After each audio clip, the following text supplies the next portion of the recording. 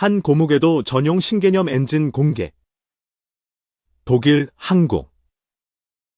K9 못 팔게 하겠다. K2, K9 팔릴 때마다 갑질하던 독일. K2 전차도 그렇지만 K9 자주포의 엔진이 독일 MTU 특허, 저작권, 가 허여된 면허 생산을 하여 공급되어 왔기 때문에 수출에는 제약사항이 많다. 일단 주장을 하기 앞서 시중에 사람들이 잘못 생각하는 말이나 생각을 이 기회에 몇 가지 바로잡을까 합니다. MTU는 독일제, 두산 엔진은 한국제 이런 식으로 말하면 틀립니다. 둘 다 한국제입니다. MTU는 면허 생산을 한다는 것일 뿐입니다. 면허, 라이선스를 줄 때 거의 모든 경우에 어떤 조항이 들어가는데 면허 생산된 엔진은 자국에만 공급해야 한다는 조항입니다.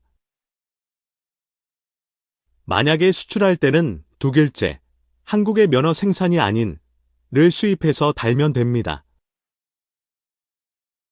그런데 독일은 전략, 군용, 물자 수출 제한 지역들이 있는데 그것은 독일 정부가 규제를 하는 것으로 MTU는 자기 업체에서 만들어 팔고 싶으나 정부에서 금지하는 것이죠.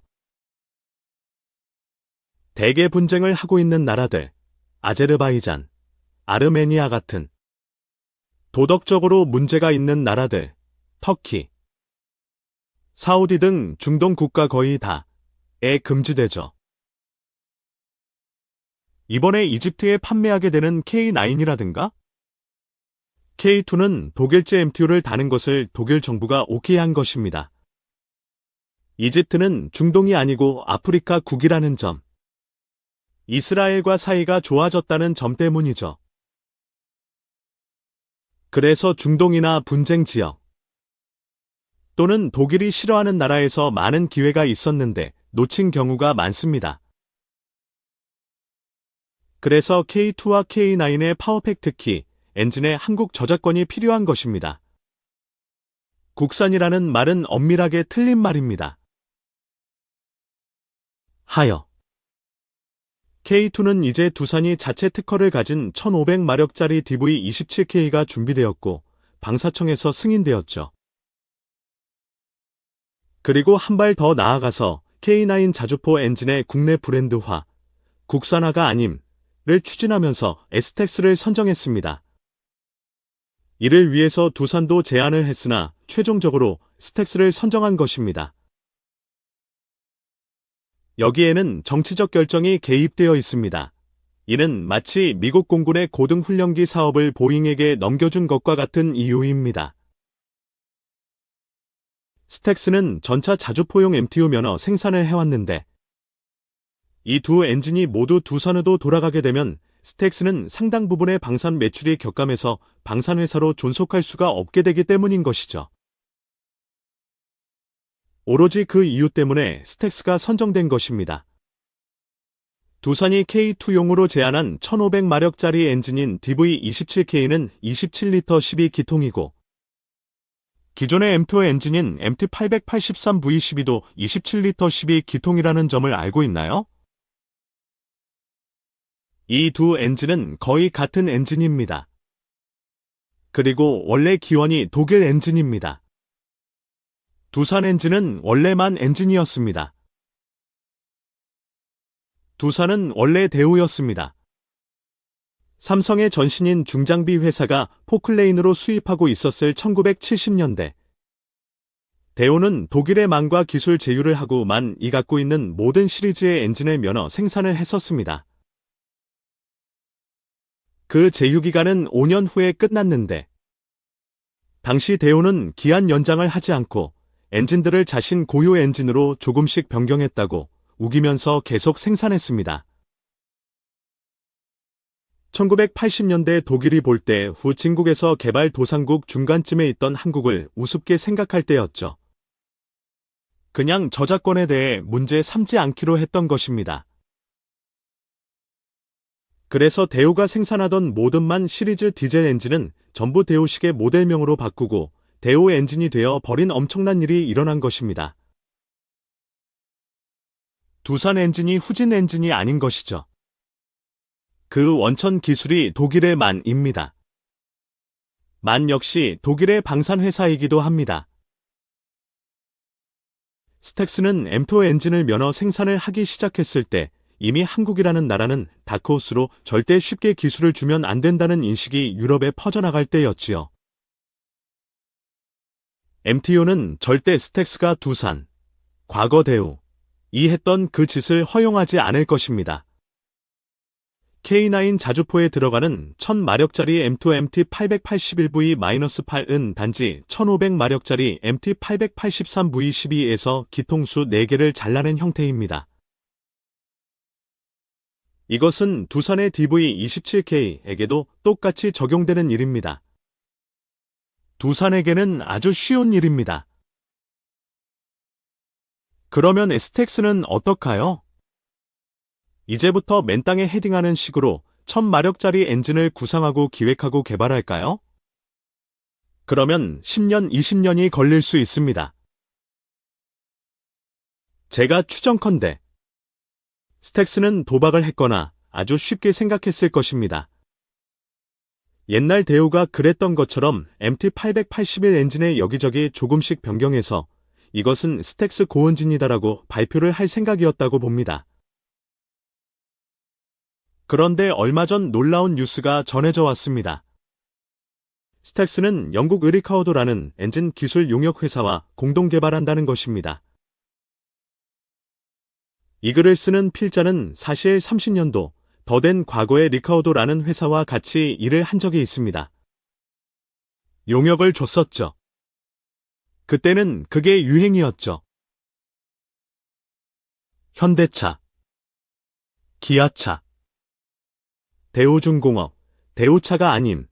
이 세 회사는 1985년 정도부터 영국의 리카우도사와 오스트리아의 에이벌이란 회사의 기술 용역, 연수, 검증 등등으로 엄청나게 인력과 돈을 퍼부은 적이 있습니다.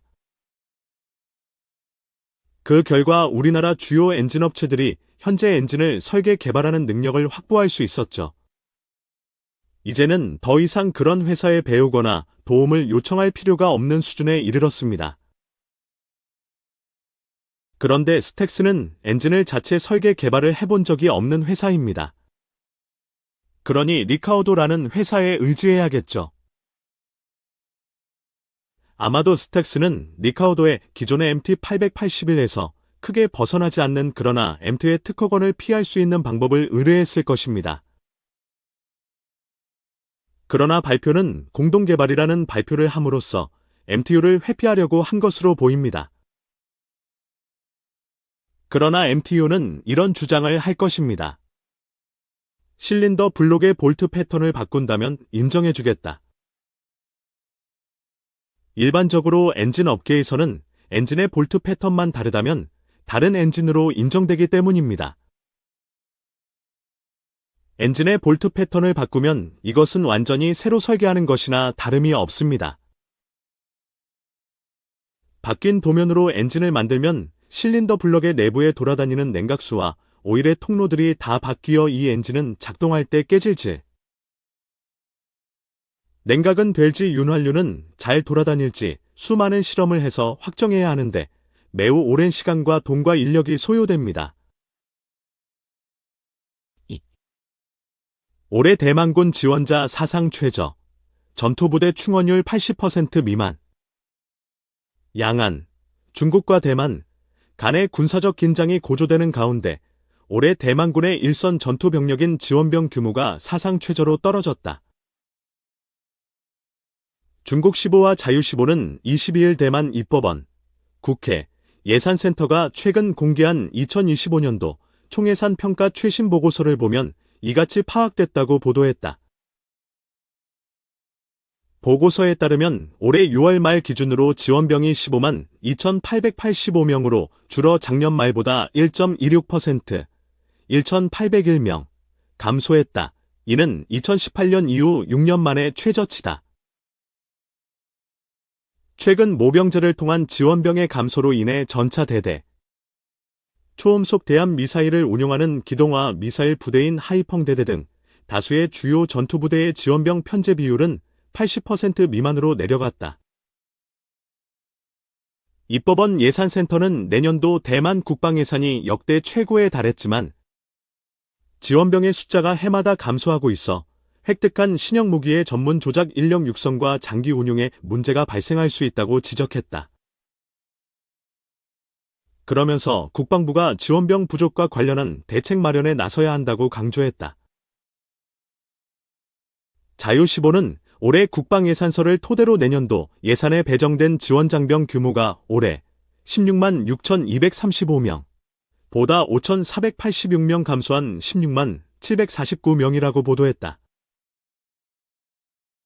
독립적인 작전이 가능한 연합병종형 11개 부대가 사라졌다는 것이다. 연합병종형이란 대만군이 미군의 합동군 개념을 토대로 2019년 9월부터 편제를 시작한 통합군 운영체제다.